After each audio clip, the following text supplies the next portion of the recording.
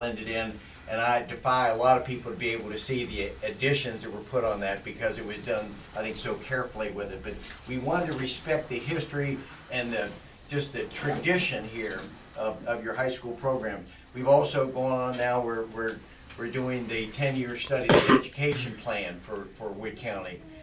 To be able to plan in advance where Wood County could be in the next 10 years in education. We spent a great deal of that in our company, and we're very pleased that Wood County was one of those that hired our firm to be able to help them lead the education for the next 10 years. I decided to run for Congress because the priorities in Congress just don't match up with the issues that are facing us in West Virginia. And we want to bring accountability to Washington and hold them to, let our politicians know that they're going to be held accountable, that there are consequences to their actions. I'm not so sure that's always happened. Now, but for example, I didn't vote for Nancy Pelosi, and I don't think too many of you all did either. But you know, she's that's the frustrating part when we look back and see that our president congressman has been voting 98% of the time with Nancy Pelosi and her liberal agenda, and that's not what we were looking for when we had our past elections. And when we look back at a little bit of what the President Obama was saying, change. Well, perhaps this is the change we're talking about. If maybe whatever change he had in mind, I think it's time that we change our congressman. That might upset them a little bit, but that's what we need to have here in West Virginia. But make no mistake about it. This campaign, when you get down to the real understanding of it, it's all going to be about jobs, the coal industry, and what I'm concerned about is whether or not we're adequately protecting our existing jobs and helping to create an environment for the private sector to be able to expand. Because one of the things we talk often about is why we think the priorities are wrong in Washington right now. When the unemployment rate gets above 10%, when it gets above 10%, you got to change your priorities. It's not working. The plans aren't working. And I use an analogy like football team, is that where the coach calls the team aside and they come up with a plan to meet what they think is happening out there. And then the team runs out in the field to implement that plan.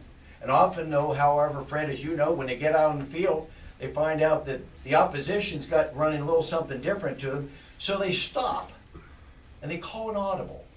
They change the plan.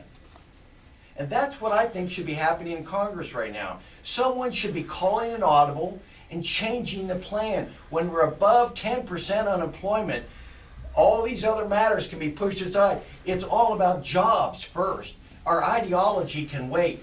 Get the people of America back to work and not put this pressure on them. So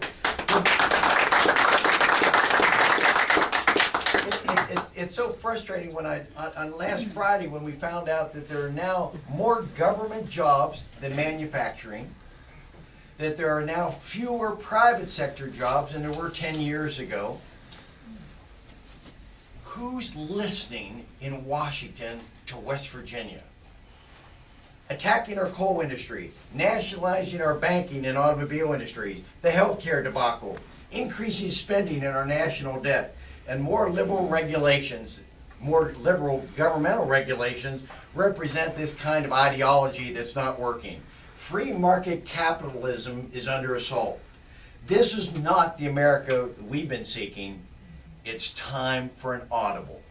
Stop. Revisit what our plan is. So what we want to do is get Congress focused back on the economy, particularly here in West Virginia. And that's where I go back to coal. Coal is our backbone. Beverly, you're exactly right. I want to make sure people understand that. I served, when I was in the legislature, I served on the House Finance Committee. And people need to understand that during those years, coal represents 25% of the revenue generated in West Virginia.